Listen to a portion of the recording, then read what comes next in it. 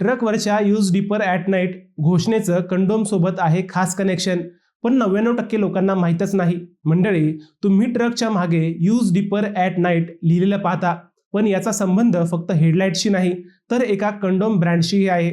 हे तुम्हाला माहिती आहे का?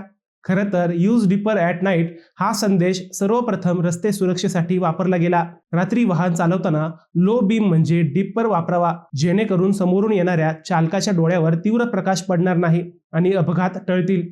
त्यामुळे आजही अनेक ट्रकवर हा संदेश पाहायला मिळतो. मात्र 2016 मध्ये या घोषणेला वेगळाच अर्थ मिळाला.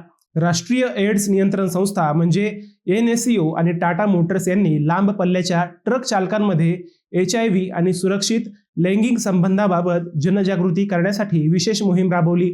याच मोहिमेत डिप्पर नावाचा कंडोम ब्रँड तयार करण्यात आला.